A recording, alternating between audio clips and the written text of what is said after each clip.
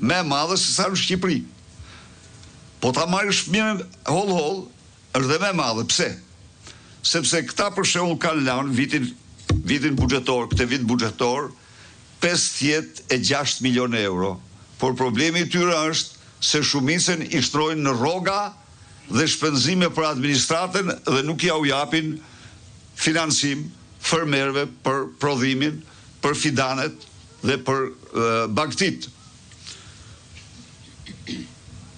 Ne do ta pesfishojmë këtë fond. Ne do ta arrijmë në nivelin që e ka Maqedonia, nivelin që e ka Kosova, që e kanë vendet përreth. Së dyti,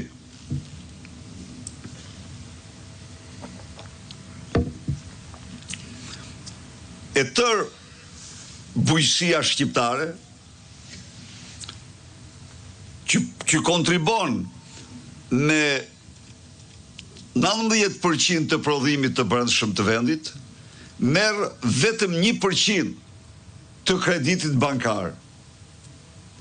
Dhe kjo është ndëshkuese për bujësinë. Ne çfarë do bëjmë? Ne do marrim përsipër zbutjen maksimale të interesave. Shteti do përballojë 80% të interesit të kredive që do marrin fermerët për fermat e tyre.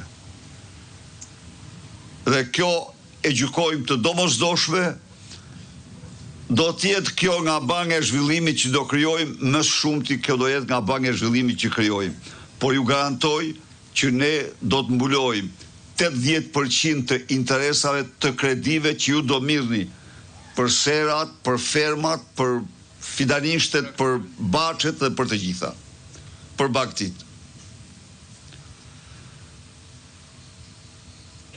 Ne do krijojmë një fond që tu mbroj ju nga fatkeqësitë natyrore, tu mbroj ju nga mbiprodhimi, stoku i prodhimit për shkaqe të ndryshme që krijohet. Dhe ky fond do të ketë çmimin do ketë për bazë çmimin bazë, me të cilin ne do u përgjigjemi fermerëve që ata të mos dalin, pavarësisht se si erdhi viti dhe si erdhi moti, të dalin të falimentuar për shkaqe jo të tyre, por për shkaqe natyrore, për shkaqe më të mëdha. Bujësia nuk ka një shërbim ekstensioni. Nuk ka. E i domosdoshëm. Nëpërmjet shkollimit dhe punësimit të specialistëve, ne do i ofrojmë në mbar vendin shërbimin falas fermerëve me këshillat dhe udhëzimet që duhen. Për ata që përpunojnë prodhimet bujqësore, aty ka një akt të papërgjegjshëm nga kjo qeveri. Taksa TVSH-ja e njëanshme. Dhe me këtë TVSH të njëanshme, prodhuesit i levërdis më mirë të blej mallat e importuara se sa prodhimet tuaja.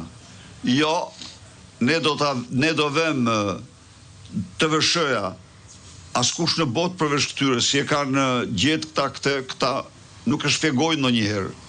Por TVSH-ja do vendoset si në blerje, ashtu dhe në shitje. Në këtë mënyrë, grumbulluesi